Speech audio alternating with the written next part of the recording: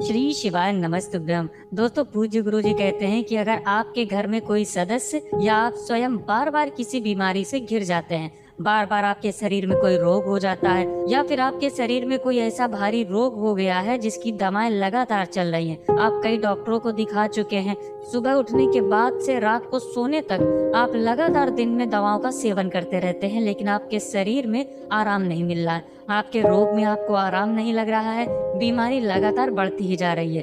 तो गुरुजी कहते हैं कि आपको एक लोटे जल से एक ऐसा उपाय करना चाहिए जो आपके शरीर में किसी भी प्रकार के रोग को समाप्त करने के लिए बहुत ही सफल उपाय साबित होगा। तो चलिए देखिए, पूज्य गुरु जी ने कहा कि हमने अपनी शिव महापुराण की कथा में कई ऐसे पत्र देखे हैं जिनमें लोग ये कहते हैं कि हमारे शरीर में कई वर्षों से बीमारी थी या कई महीनों से बीमारी थी। डॉक्टरों ने तो यहाँ तक कह दिया था कि इन दवाओं का सेवन आपको लगातार करना पड़ेगा, आपको अपनी पूरी जिंदगी इन दवाओं को खाते रहना पड़ेगा।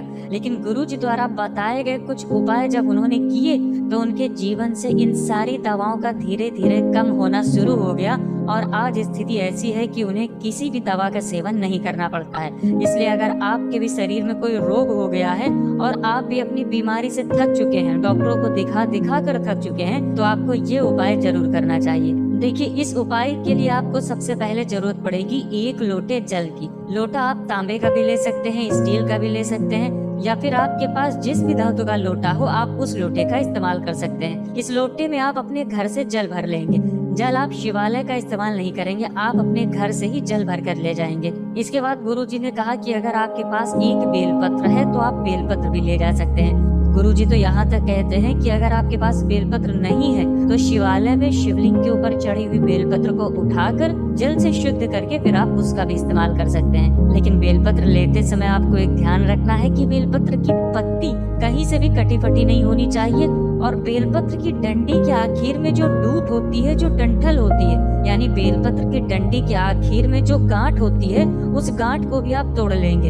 अब देखिए, ये जो एक बेलपत्र है, इस बेलपत्र में 3 पत्तियां होती हैं और इसकी चिकनी तरफ तीनों पत्तियों में से किसी भी एक पत्ती में आप थोड़ा सा शहद लगा लीजिए, या आप थोड़ा सा पीला चंदन लगा लीजिए, या आप सफेद चंदन लगा लीजिए।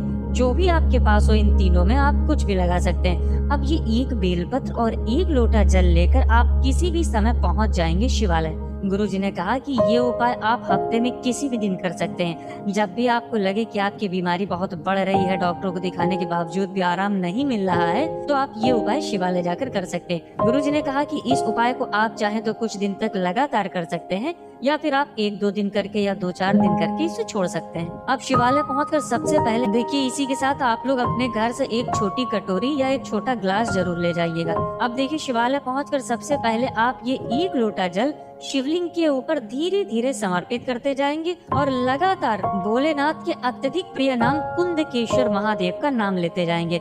देखिए, जल समर्पित करते समय आप 1-2 बार श्री शिवाय नमस्तुभ्यम बोल लीजिए और लगातार श्री कुंदकेश्वर महादेव, श्री कुंदकेश्वर महादेव इस नाम का जरूर स्मरण करते जाइए। गुरुजी हमेशा कहते हैं कि अगर आपके शरीर में कोई भारी रोग हो गया है, कोई भारी बीमारी हो गई है, तो महादेव के कुंदकेश्वर महादेव का नाम आपकी बीमारी को दूर करने के लिए बहुत ही लाभदायक होगा। इसके बाद जो जलाधारी से जल नीचे गिर रहा है, वो आपको एक छोटी कटोरी में या छोटे ग्लास में पूरा का पूरा जल भर लेना है।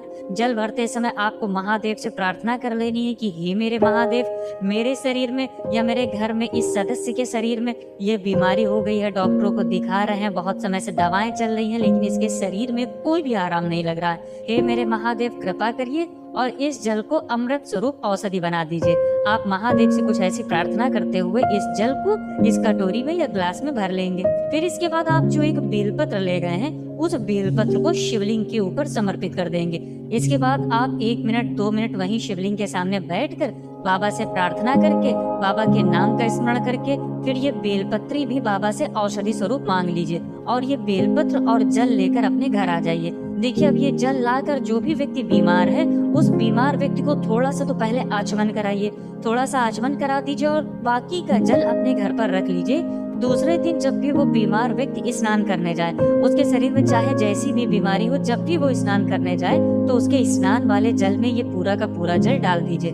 जल डालने के बाद आप महादेव से फिर से प्रार्थना कर लीजिए। और साथ ही साथ जो आप बेलपत्र लेकर आए हैं वो बेलपत्र उसी दिन उस बीमार व्यक्ति को खिला दें। अगर वो पूरी बेलपत्र की पत्तियां नहीं खा पा रहा है तो एक एक पत्ती को एक एक दिन खिला दीजिए। और साथ ही साथ कुंदकेश्वर महादेव से आप निवेदन करते जाइए, प्रार्थना करते जाइए कि इस बीमार व्यक्ति को जल्द से जल्द आराम दिलाने की कृपा करिए। गुरुजी कहते हैं कि आप इस एक लोटे जल का और एक बेलपत्र का उपाय कुछ दिन शिवलिंग के सामने करते हैं तो यकीन मानिए कि आपकी भारी से भारी बीमारी में भी आपको बहुत ही जल्द आराम मिलना शुरू हो जाएगा। आप चाहे तो ये उपाय 5 दिन कर सकते हैं, आप चाहे तो 11 दिन कर सकते हैं, या फिर आप चाहे तो सोमवार को कर सकते हैं, या फिर आप हफ्ते में किसी भी दिन ये उपाय कर सकते हैं। तो दोस्तों ये था पूज्य गुरु जी द्वारा बताया गया एक बहुत ही खास उपाय जो आपको अपनी बीमारी को ठीक करने के लिए जरूर करना चाहिए। अगर आप लोगों को जानकारी अच्छी लगी हो तो वीडियो लाइक करिएगा। मिलते हैं फिर एक नए वीडियो के साथ। श्री शिवाय नमस्तुभ्यं।